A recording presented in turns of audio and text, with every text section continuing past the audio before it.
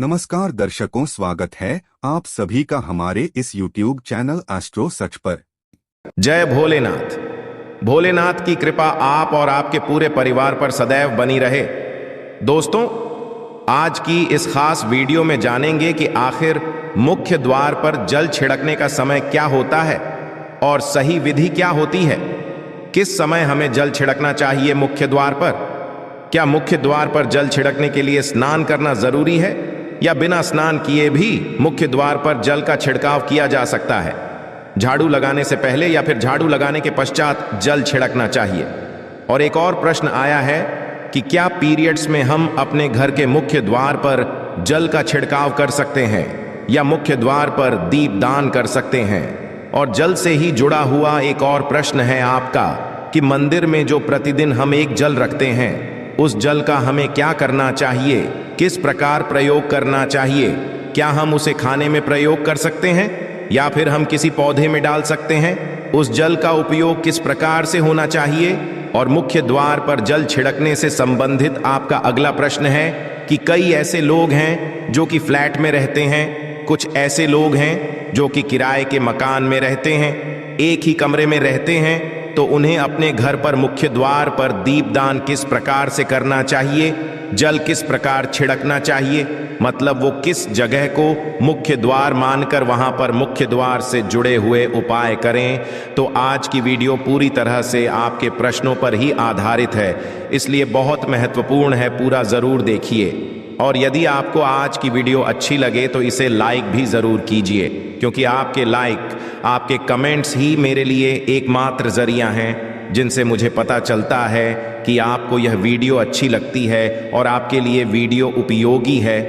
तो यदि वीडियो अच्छी लगती है तो लाइक तो ज़रूर ही किया करें। इसके साथ ही कमेंट बॉक्स में भोलेनाथ के नाम का जयकारा भी ज़रूर लगाएं, इससे आपको पॉजिटिव ऊर्जा की प्राप्ति होती है।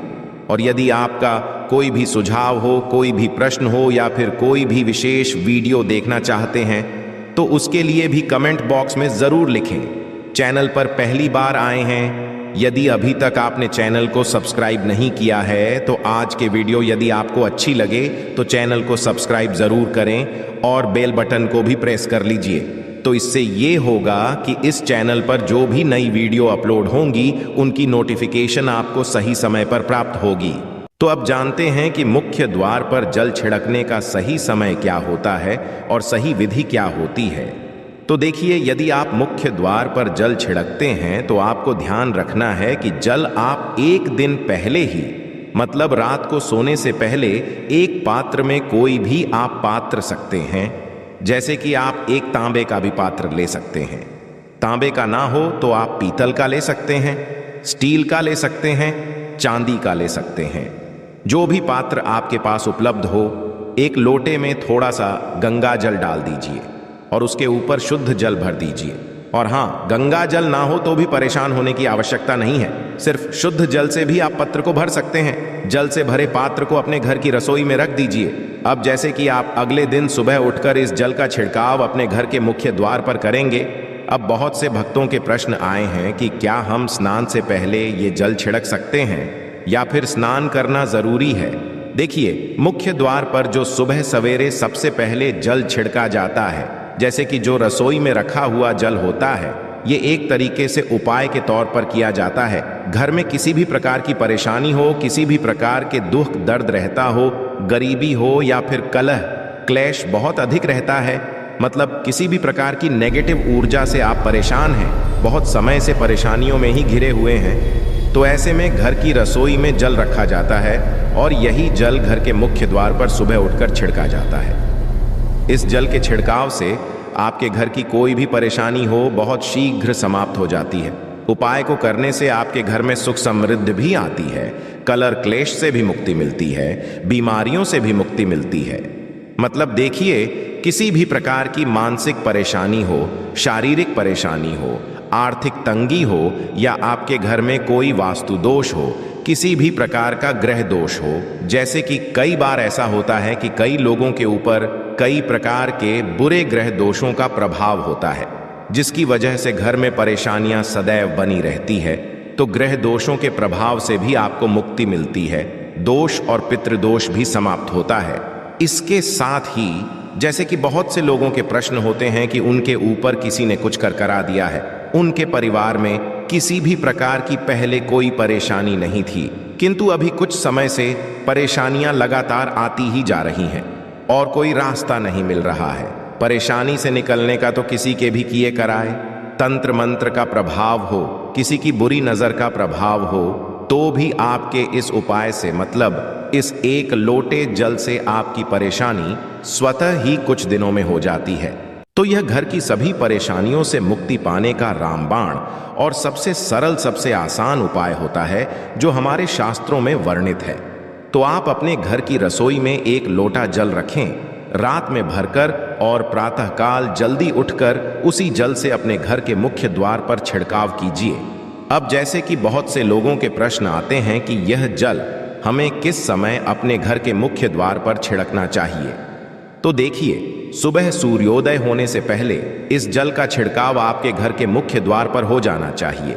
आप चाहे इसके पश्चात आप शुद्ध जल से मतलब किसी भी दूसरे जल से अपने घर के मुख्य द्वार को धोते हैं तो पश्चात में भी धो सकते हैं, कोई समस्या नहीं है। किंतु इस जल का छिड़काव घर के मुख्य द्वार पर सूर्योदय होने से पहले हो जाना चाहिए। और अब जैसे आपका अगला प्रश्न है कि क्या हमें स्नान करके इस जल का छिड़काव अपने घर के मुख्य द्वार पर करना चाहिए या फिर बिना स्नान किए भी कर सकते हैं। ये जो हम जल छिड़कते हैं मतलब ये एक उपाय होता है, तो इसे हम स्नान करने के पश्चात नहीं करते हैं। सुबह जल्दी उठते हैं और उठकर सबसे पहले घर की रसोई में जाएंगे, उसके पश्चात उस जल को लेकर आप घर के मुख्य द्वार पर जाएंगे। मुख्य द्वार खोलकर मतलब मेन गेट खोल दीजिए और उसके पश्चात मुख्य द्वार पर इसी जल का छिंटा दीजिए, छिड़काव कर दीजिए। और जल का छिड़काव करते समय अपने पितरों का ध्यान कीजिए, माँ का ध्यान कीजिए, क्योंकि कहा जाता है कि सुबह सुबह माँ लक्ष्मी प्रत्येक द्वार पर आती है, सबके द्वार पर आती है। जिनके भी द्वार खुले होते हैं, जिनके घर में जल का छिड़काव मुख्य द्वार पर हुआ रहता है, उसके घर में वह प्रवेश कर जाती है। तो माँ लक्ष्मी का अपने मन में ध्यान कीजिए और एक तरह से प्रार्थना कीजिए कि हे माँ लक्ष्मी, आप मेरे घर में प्रवेश करें, मैं आपका स्वागत करने के लिए तैयार हूँ। और इसके पश्चात अपने पितरों का ध्यान कीजिए, क्योंकि हमारे घर की जो दहलीज होती है वहीं पर पितरों का वास माना जाता। तो जब आप दहलीज पर जल के छींटे देते हैं तो आपके पितृ बहुत हो जाते हैं, प्रसन्न हो जाते हैं और उनका आशीर्वाद भी आपको प्राप्त होता है। तो सुबह जो आप जल छिड़कें, इसके लिए स्नान करने की आवश्यकता नहीं है, बिना स्नान किए भी कर सकते हैं। और अब आपका अगला प्रश्न है कि क्या झाड़ू लगाने के पश्चात हमें जल का छिड़काव करना चाहिए या फिर झाड़ू लगाने से पहले भी जल का छिड़काव कर सकते हैं। देखिए, जैसे मैंने आपको पहले ही बताया, सोकर उठने के पश्चात सबसे पहला कार्य जो आपको करना है वो जल का छिड़काव ही करना है। उसके पश्चात आप झाड़ू लगा सकते हैं, किंतु एक चीज का ध्यान रखिए, जब हम सोकर उठते हैं तो सबसे पहले बिस्तर पर बैठे हुए ही अपने दोनों हथेलियों को जोड़कर और दोनों हथेलियों को सामने से जोड़कर पूरी हथेली को देखा जाता है, उसमें माँ लक्ष्मी का ध्यान किया जाता है। उसके साथ ही पंच देवताओं का ध्यान किया जाता है। देवता कौन कौन से होते हैं? माँ दुर्गा, भगवान शिव, भगवान श्री हरि विष्णु, गणपति गजानन और भगवान सूर्य देवता। पंच देवताओं का ध्यान हम अपने हाथों में ही करते हैं, हथेलियों में ही करते हैं। करा करें। वास्ते लक्ष्मी कर्मदेह, सरस्वती करमूले, तू गोविंदा प्रभाते प्रदर्शन। हम इस मंत्र का उच्चारण आप चाहें तो कर सकते हैं, नहीं करते हैं तो भी कोई बात नहीं। अपने इष्ट देवता का और पंच देवताओं का ध्यान अपनी हथेलियों में कर लीजिए। उसके पश्चात दोनों हाथ जोड़कर सभी देवी देवताओं को प्रणाम किया जाता है और उसके पश्चात अपने हाथ से पृथ्वी का स्पर्श करते हैं, धरती को छूकर प्रणाम करते हैं 2 बार या 3 बार और उसके पश्चात अपना दाहिना पांव पृथ्वी पर रखते हैं, धरती पर रखते हैं। उसके पश्चात ही बाकी के जो सभी कार्य होंगे वो उसके पश्चात ही किए जाएंगे। जल का छिड़काव आप उसके पश्चात ही करेंगे। सुबह उठने के पश्चात सबसे पहले हथेलियों के दर्शन, फिर धरती को प्रणाम कीजिए, फिर धरती पर पैर रखिए और उसके पश्चात रसोई में जाकर आपको जल लेना है और घर का मुख्य द्वार खोलकर मुख्य द्वार पर जल का छिड़काव करना है, माँ लक्ष्मी का और अपने पितरों का ध्यान करना है। उसके पश्चात आप अपने घर में आ जाएंगे। और उसके पश्चात जो भी आपके रूटीन वर्क होते हैं, मतलब झाड़ू लगाएंगे या फिर आप स्नान करेंगे, ये सभी उसके पश्चात किए जाएंगे। और अब जैसे कि कई लोगों के प्रश्न आते हैं कि जब हम जल का छिड़काव करते हैं, क्या उसी समय हम घर के मुख्य द्वार पर झाड़ू लगाकर और पानी डालकर क्या हम मुख्य द्वार की अच्छे से सफाई कर सकते हैं? जी हाँ, बिल्कुल कर सकते हैं। पहले आप जो रसोई में रखा हुआ जल है उस जल का छिड़काव कर दीजिए। उसके पश्चात और भी पानी डालकर, मतलब यदि आपके पास जल और उपलब्ध है तो और जल, और घर के मुख्य द्वार की अच्छी तरह से झाड़ू से या कैसे भी सफाई कर सकते हैं। और कई लोगों के प्रश्न आए हैं कि हम किसी फ्लैट में रहते हैं या फिर किसी ऐसे कमरे में रहते हैं, किराए के कमरे में, कि हमारे पास एक ही कमरा है, तो हम जल का छिड़काव या फिर दीपदान कहाँ पर करें? किसी हम अपना मुख्य द्वार माने। देखिए, जो आपका अपना कमरा है या फिर जो फ्लैट है आपका, जहां पर आपका नेलेट लगा हुआ है, आप उसी स्थान पर दीप दान करेंगे और उसी स्थान पर आपको जल का छिड़काव करना है। मतलब जहां पर आपका यदि एक ही कमरे का मकान है तो आपके कमरे का जो दरवाजा है वहीं पर आपको थोड़ा सा जल छिड़कना है और वहीं पर आप दीप दान भी करेंगे। जो कि मुख्य द्वार से जुड़े हुए उपाय होते हैं वो आप अपने घर के, मतलब जो अपना कमरा है उसके बिल्कुल दरवाजे के पास ही करेंगे। और आपका अगला प्रश्न है कि क्या पीरियड्स में हम अपने घर के मुख्य द्वार पर जल का छिड़काव कर सकते हैं, दीप दान कर सकते हैं? देखिए, जल का छिड़काव करने के लिए पीरियड्स हो या ना हो उसे कोई फर्क नहीं पड़ता, आप जल का छिड़काव कर सकते हैं। रही बात दीपदान की, तो दीपदान देखिए कार्मिक पूजा में आ जाता है और कार्मिक पूजा हम बिना शुद्ध हुए नहीं कर सकते हैं। मतलब पीरियड समाप्त होने के पश्चात ही आप कर सकते हैं। बाकी जल का छिड़काव आप कभी भी कर सकते हैं, मैं भी कर सकते हैं, कोई समस्या नहीं है। और अब आपका प्रश्न है कि क्या मंदिर में जो हम जल रखते हैं क्या वो रखना जरूरी है, और यदि हम रखते हैं तो उस जल का क्या करें? देखिए, मंदिर में जल रखना बहुत जरूरी है।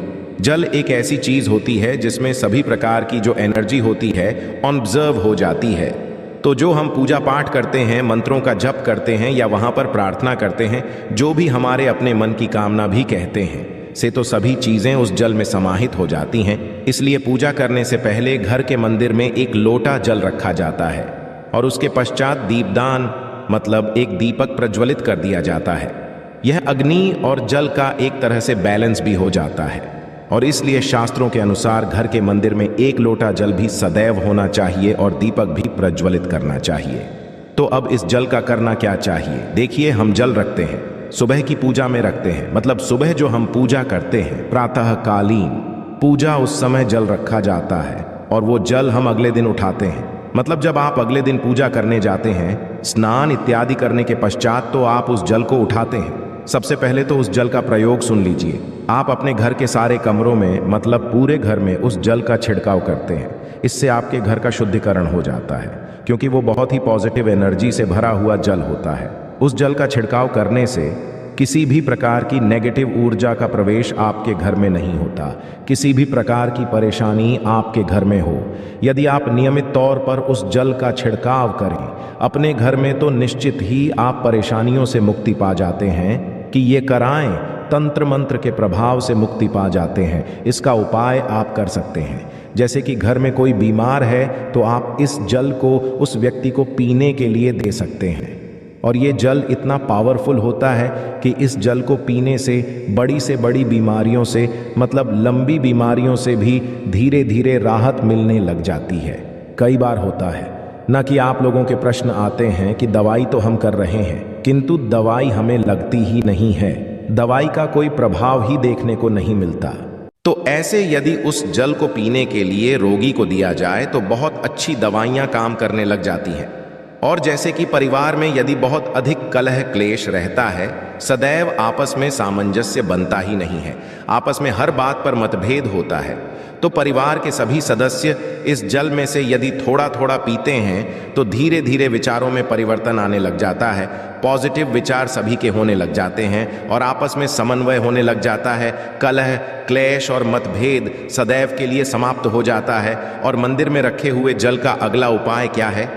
देखिए, यदि आप कोई दुकान करते हैं, कोई व्यापारिक स्थल है आपका, तो प्रतिदिन इसी जल में से थोड़ा सा जल ले जाकर दुकान पर व्यापारिक स्थल पर छिड़काव कीजिए। इससे आपका दुकान, आपका काम बहुत अच्छा चलता है। मतलब किसी भी प्रकार की परेशानी आपके व्यापारिक स्थल पर नहीं आती है, क्योंकि जैसा मैंने आपको बताया, ये जो जल होता है बहुत पावरफुल होता है, बहुत पॉजिटिव होता है। तो इस जल का करने से बहुत सारी परेशानियां स्वतः ही समाप्त हो जाती है। जैसे यदि आपके दुकान पर किसी की नज़र लगी है, बहुत से लोगों के प्रश्न आते हैं कि हमारे काम को किसी ने बांध दिया है। मतलब किसी की बुरी नज़र ऐसी लग गई है कि पहले तो दुकान बहुत अच्छी चलती थी, अब नहीं चल रही है। तो आप इस उपाय को कर सकते हैं। निश्चित ही बहुत जल्द ही आपको परेशानियों से मुक्ति मिल जाती है और दिन दूनी रात चौगुनी आपके व्यापार में तरक्की होती है। और है मंदिर में रखे हुए जल को आप अपने घर की रसोई में खाना बनाने में, पीने में भी प्रयोग कर सकते हैं। किंतु खाना बनाने में प्रयोग तभी कीजिए जबकि आपके घर में बिल्कुल सात्विक भोजन बनता हो, मतलब लहसुन, प्याज। यदि आपके घर में बनता हो तो खाना बनाने में इस जल का प्रयोग नहीं किया जा सकता है। फिर आप इस जल को थोड़ा थोड़ा परिवार के सदस्य मिलकर ग्रहण कर सकते हैं और बचे हुए जल को आप अपने घर में पौधों में डाल सकते हैं। तो देखिए, ऐसा नहीं है कि मंदिर पर रखा हुआ जल बेकार होता है, किसी काम का नहीं होता है। बहुत सारे उपयोग इस जल के होते हैं। यदि हम सही तरीके से प्रयोग करें तो अपने जीवन की बहुत सारी परेशानियों का समाधान मात्र इस एक लोटे जल से हम कर सकते हैं। तो ध्यान रखिए कि मंत्रों से अभिमंत्रित जल बहुत महत्वपूर्ण होता है, बहुत शक्तिशाली होता है। और हमारे घर के मंदिर पर रखा हुआ जल देवताओं का आशीर्वाद होता है, क्योंकि पूरे समय वह देवताओं के पास होता है। देवता वहां पर रहते हैं, तो उस जल में हर प्रकार की शक्ति समाहित होती है, जो कि पॉजिटिव शक्तियां होती हैं। और इस जल का प्रयोग यदि हम सही तरीके से करते हैं, मतलब उसको पीने में करते हैं, खाना बनाने में करते हैं, घर में जल का छिड़काव करने में करते हैं, तो इससे हमारी समस्याओं का समाधान होता है। और यदि कोई भी कार्य नियमित तौर पर, मतलब प्रतिदिन किया जाता है, तो उसका हमें लाभ प्राप्त होता है। कभी कभी तो निश्चित ही आपको उतना लाभ दिखाई नहीं देगा, किंतु यदि आप नियम बना लेंगे कि हर रोज उसी जल से घर में छिड़काव करना है, घर में प्रत्येक व्यक्ति को थोड़ा थोड़ा पीने के लिए देना है, बचे हुए जल को पौधों में डाल दीजिए, दुकान पर छिड़क दीजिए, अपने घर के व्यापारिक स्थल पर छिड़काव कीजिए, बच्चों की बुक सेल्स में, अपने घर की तिजोरी में, हर जगह इस जल का छिड़काव कीजिए और नियमित तौर पर कीजिए। चमत्कार आपको निश्चित ही देखने को मिलेगा। इसी प्रकार से जो रसोई में रखा हुआ जल होता है, उसका छिड़काव अपने घर के मुख्य द्वार पर कीजिए, तो इसका भी आपको लाभ बहुत ही शीघ्र दिखाई देगा। किंतु इसे अपने रूटीन में शामिल करना होगा, प्रतिदिन नियम से यह कार्य करना होगा, तभी आपको लाभ देखने को मिलेंगे। और हाँ, कई लोगों के प्रश्न आते हैं कि मंदिर पर जो रखा हुआ जल होता है, तो जब हम अगले दिन उठाते हैं तो उसमें कई बार कुछ चीजें पड़ जाती हैं, ही कीड़े मकोड़े पड़ जाते हैं, क्योंकि खुला होता है। तो क्या हम उसे ढक सकते हैं? जी हाँ, बिल्कुल ढक सकते हैं। जब आप पूजा करते हैं सुबह के समय, तो जब तक पूजा कर रहे हैं, जब तक मंत्रोच्चारण कर रहे हैं, तब तक जल खुला रखिए। और उसके पश्चात जैसे कि आप पूजा पर से उठते हैं, तो उससे पहले जल को किसी भी प्लेट से या कटोरी से ढक दीजिए। फिर जब आप अगले दिन उस जल को उठाएंगे, तो बिल्कुल शुद्ध और साफ सुथरा जल आपको मिलेगा। और उस जल का प्रयोग आप अपने किसी भी कार्य में कर सकते हैं। आशा है कि आज की इस प्रस्तुति में बताई गई जानकारी आपको अच्छे से समझ आ गई होगी। वीडियो अच्छा लगा हो तो एक लाइक अवश्य कर दें। धन्यवाद वीडियो के अंत तक बने रहने के लिए।